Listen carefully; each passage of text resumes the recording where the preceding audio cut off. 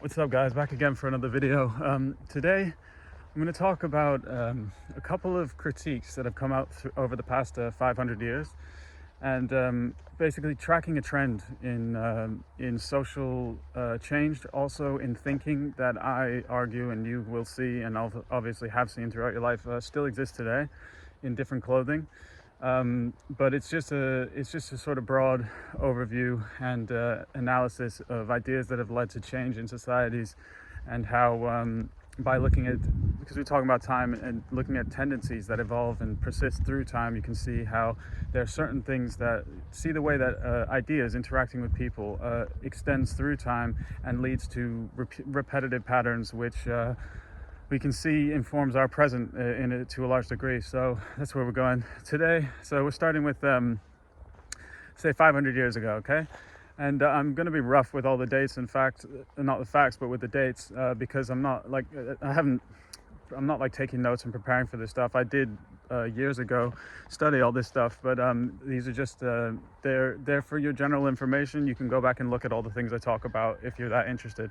But the level of detail I give will give enough information so that you can see the parallels that I'm talking about. So so say about 500 years ago, okay?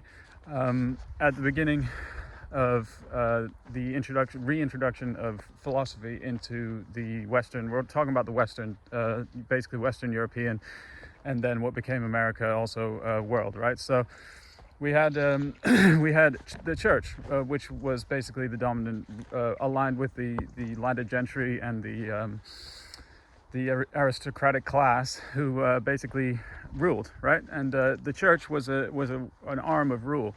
The church also had all the information about philosophy came out through the church, right? There's a thing called scholasticism, which was the root of what we call universities today, which was actually the Christian monks studying philosophy, particularly Aristotle and Greek philosophy. So there was a point where the majority of people are uneducated, and the church was the source of information. Now, once philosophy started to get back into the picture, and it wasn't just pure the word of God, then we had the Enlightenment, which was a trend in Europe where people started re-examining these ideas, but because the information about philosophy and the understanding of philosophy grew and grew, then we had the Enlightenment. You see German idealism and all this stuff. And at this point, there was a critique by a guy called Ludwig Feuerbach about his critique of religion, right? And what he says in this is that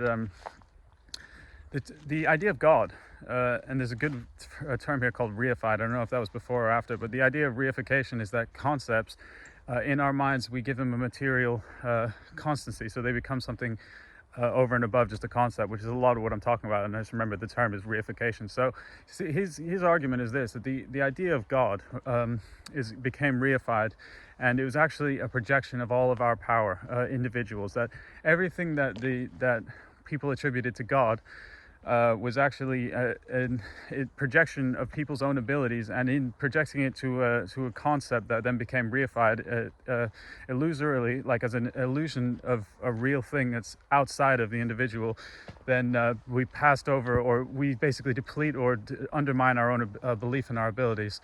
So that critique came up, right? And then around this time we had the scientific revolution.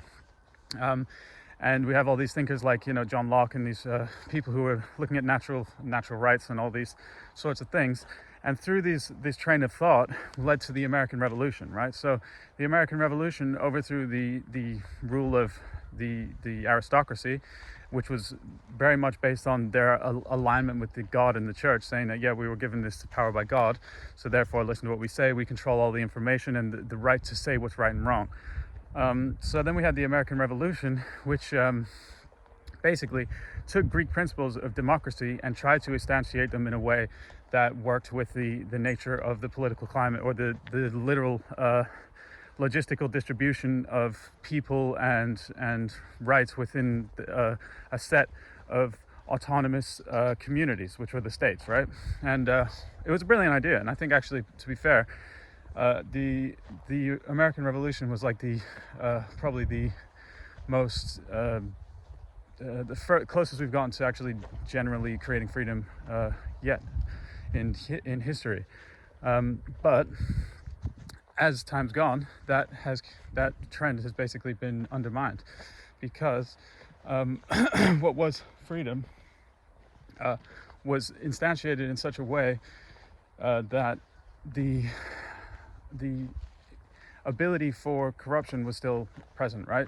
Because at that point, it was the centralization of the decision-making process, although it was based on democracy, still was required by literally logistical necessity to be centralized, because we had, technology at the time was paper, so we had all these autonomous communities who were self-reliant and self-determining. But in order to make these sort of larger scale decisions, required this sort of centralization of information in the form of elected officials, right? And which created basically the seeds of the corruption which we see today. Now, fast forwarding to the next revolutions, which were the socialist revolutions, right, based on Marxist thinking. This part's quite interesting, because after the socialist revolutions, actually Carl Jung made a really similar critique to Feuerbach, but of the state. He basically made the same argument about the states. The essay's called The Undiscovered Self, right, where he's arguing that the combination of scientific thinking and the state creates a statistical individual who's sort of loses all its quality that we identify with, and then we project all of our power into the state. So we believe, he was talking literally about socialist states. He was saying that the people become this sort of blank units who just work for the state, and the state has all the power and all the glory, and he was just observing what he was really seeing. Now I'm bringing this up because this still exists, right? This issue basically is still persisting now. And what I want to argue is that actually, it's not my idea, this is just noticing trends, that that is at root based on the way that we use information, the way that we hierarchize information. Because if you looked at what was going on back in the Dark Ages, basically, is that the church had access to all the books, and they had all the literacy, so they had this seemingly mystical, incredible ability. But what they also had was the domination of the right to determine what is considered true or false, right or wrong.